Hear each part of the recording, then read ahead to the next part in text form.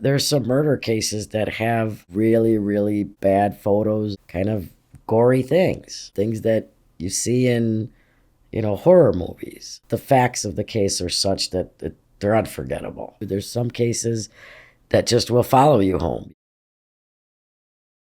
I want to talk about the silence in the room before the verdict or sentence is announced. How do you manage this intensity?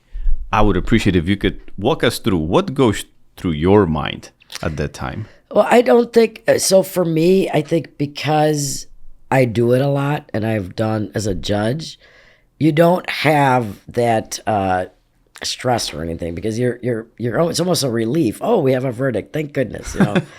Let's go, bring them out. Let's get the verdict. So that silence before the verdict for me as a judge is in no way stressful or, because for me we have a resolution, right? So there's nothing difficult about it or anything like that. But I do know, and as a prosecutor, okay, that time where you're just waiting, you're just on pins and needles. You're just like, oh my God, what's going to happen? Oh my God, what's going to happen?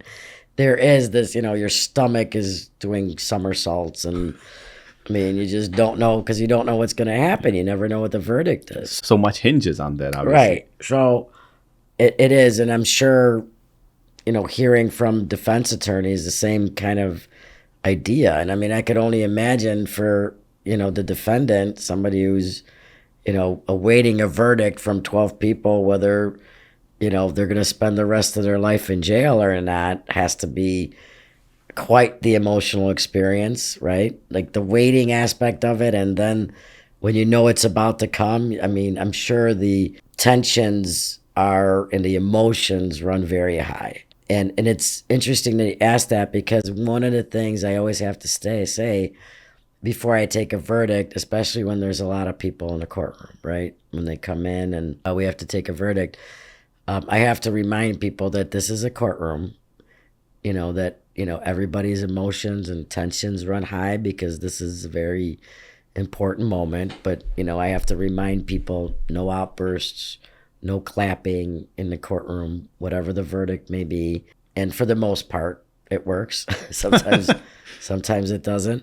But the reason I have to say it is just because you asked that, like how you asked that question, that there is that tension. There is that, oh my God, what's going to happen? Right.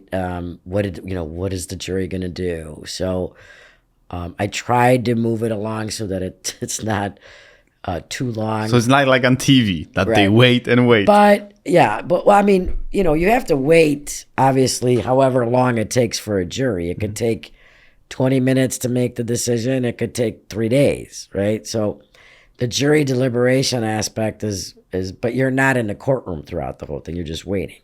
But once the verdict comes and everybody's assembled, so I have the jury come out and then I have the foreperson hand the jury verdict over to the sheriff so that I can inspect to make sure that it's signed by all 12 people and that there's nothing, inappropriate signed or whatever. Like I just kind of want to make sure that the verdict form is in proper order. So there is that waiting time for both sides while I look at it. So now I know the verdict, right? So how do you keep a straight face? Oh, you have to. So I keep a straight face. So and they're all looking at my reaction to see what it is. I'm like, well, I'm not gonna. You're not gonna even blink. I'm not even gonna blink. So I, inspect the verdict forms and then I hand them back. So there is that few seconds that everybody's on pins and needles, and then the foreperson, I have the foreperson read the jury verdict. So. It is, and I guess I've been told that it is kind of a TV moment almost, right? That it is something they do see on TV, right? It's pretty formal, and so it's not that fast because you don't want to, rush it through. So how do you manage your emotions having just read the verdict after listening to all the testimony? You are the first one in a courtroom at that point to know that verdict. And you have to keep a poker face. Right. That's part of my job, right? It is. You can't, I mean, whatever the verdict is, it is. You have to accept it. If, after the verdict, somebody wants to argue something in an issue, that's one thing. But, I don't have a personal stake here, right? My personal stake is I'm a judge and I want to make sure the trial occurred fairly, and whatever the verdict is, the verdict is. I don't have an opinion one way or another about a jury verdict, which is funny because some jurors in the back will be like, so Judge, what would you do? I'm like, well, that's the beauty of jury trials. I don't have to make the decision. You do. So I never have to make the decision about, what I would do if it was a bench trial, because it was a jury trial. So I respect the juror's decision. That was their decision based on the evidence, and you leave it at that. You can't, once again, as a judge, you have to be always aware of you're not taking sides. There is no right or wrong verdict. It is what it is. And whatever is argued in front of you, it's what your analysis is, and you come to the best decision you can based on analyzing it, looking at case law, and then making the best decision you can. Earlier in our discussion, you said that you leave the work at work, you don't bring it home. But I'm wondering if there ever was a case, a sentence, life in jail, or maybe decades in jail that actually weighed on you personally, and that was something that you actually stuck with after it was over.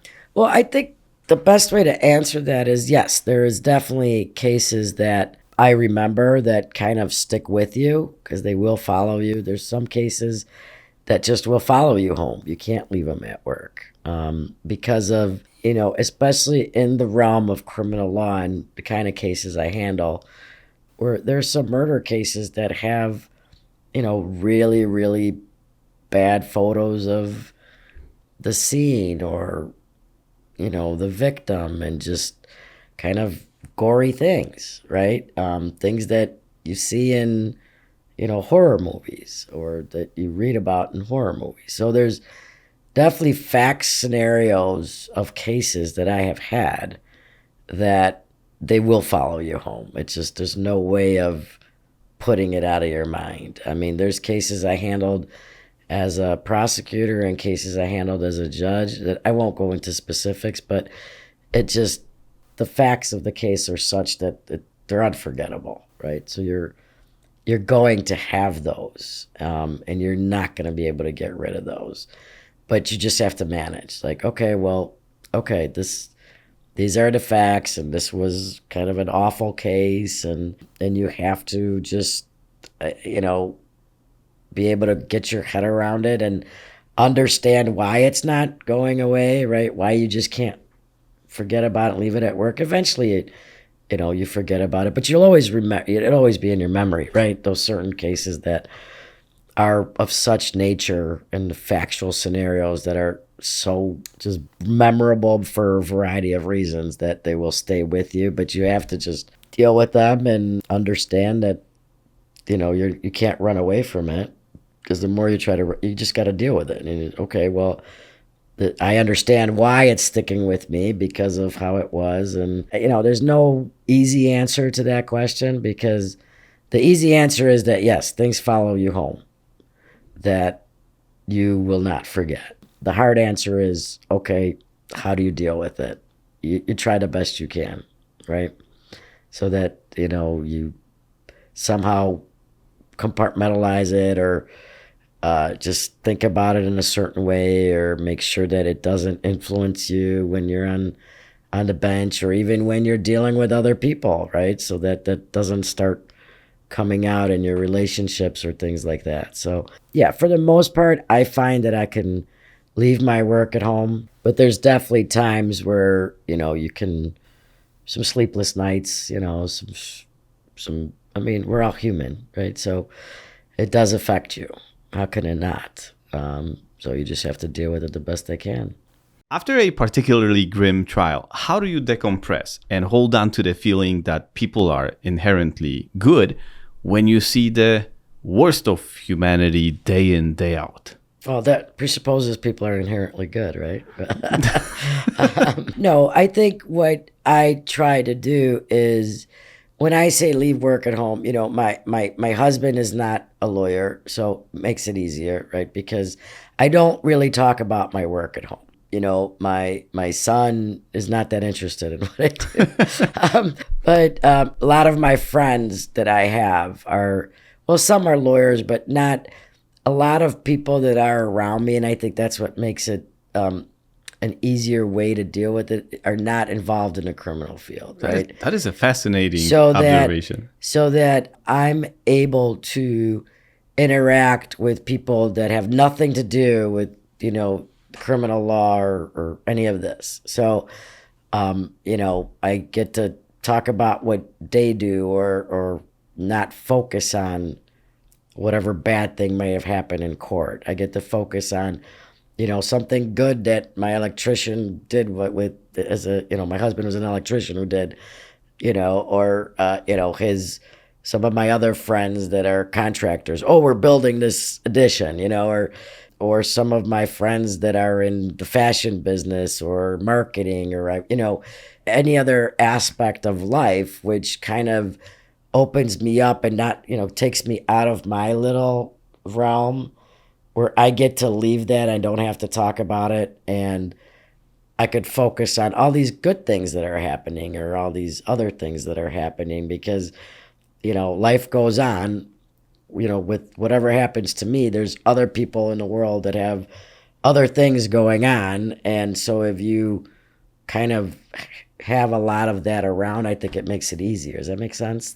I think it does. Yeah. But I just made this point. It's a very interesting observation that having non-legal friends and crowd around you sort of even limits your ability or your willingness to rethink those scenarios from earlier in the day. There's absolutely no need. And even if you were to recall something or try to discuss it with your friends, they wouldn't get it. So why even bother? And that is an interesting point. I have never thought about it. And a lot of, as part of my job, I mean, yes, I could talk about certain cases if it's past, but, I generally, I don't talk about my cases. I don't, a lot of times I can't, or I shouldn't, or it's just, my cases are in the courtroom, and I do get a lot of questions from even from some lawyer friends that have nothing to do with criminal law, like, oh, we want to hear some stories about the courtroom, right?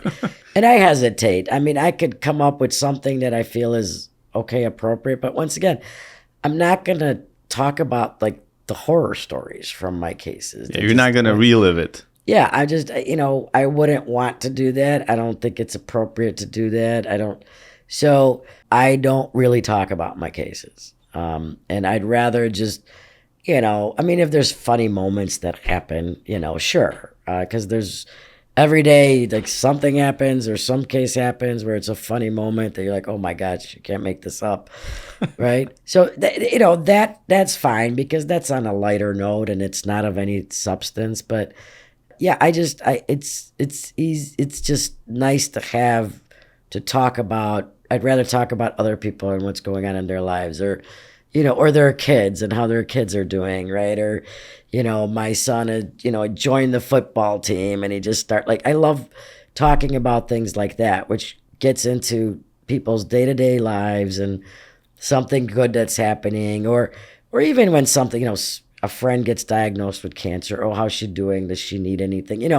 So your focus is on kind of your community, your friends, and it's not on that bad day you had or that bad image you had. So I think that helps me deal with it. You must have other things and people in your life to manage.